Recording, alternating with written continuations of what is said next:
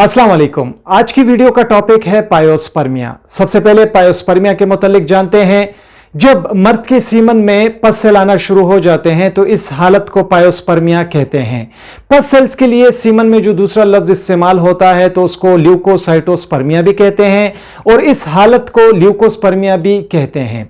पायोस्पर्मिया की वजह से बहुत अहम वजह इसको जाना जाता है कि इसकी वजह से भी मर्दों में बांझपन पैदा हो सकता है। पायोस्पर्मिया की वजह से, पस सेल्स की वजह से जो स्पर्मेटोजोआ होता है, जो स्पर्म्स होते हैं तो वो काफ़ी कमज़ोर हो जाते हैं और वक्त के साथ साथ आहिस्ता आहिस्ता स्पर्म्स के जो जेनेटिक मटेरियल होता है तो वो भी डैमेज होना शुरू हो जाता है। अभी वजह के मुतालिक जानते हैं कि वो कौन सी वजह है जिसकी वजह से पायोस्पर्मिया होता है, सीमन में पस सेल्स आना शुरू हो जाते हैं।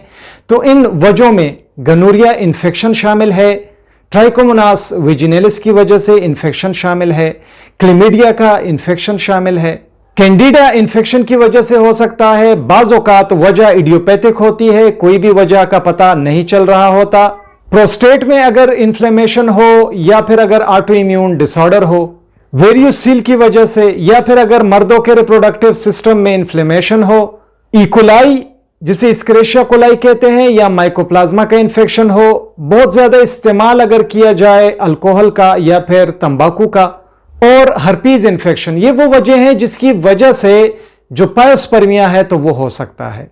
तशखीस के मुतालिक जानते हैं कि कौन से टेस्ट किए जा सकते हैं पायोस्पर्मिया के लिए और वजह जानने के लिए।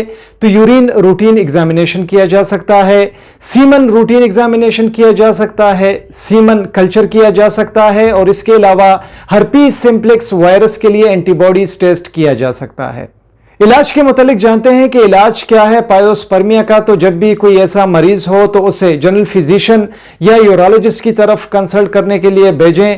वो जो दवाइयां बताएं, जो हिदायत दें तो उस पर सख्ती से अमल करना चाहिए।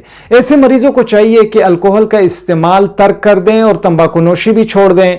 एंटीबायोटिक्स का इस्तेमाल किया जा सकता है और अगर वेरियोसील है तो उसके लिए सर्जरी या ऑपरेशन भी किया जा सकता है। बहुत ज़्यादा शुक्रिया MLT हब विद कामरान देखने के लिए। वीडियो पसंद आई हो वीडियो को लाइक करें, दोस्तों के साथ शेयर करें, हमारे channel MLT hub with Kamran को सब्सक्राइब करें। अपना ढेर सारा ख्याल रखें। अल्लाह हाफिज़।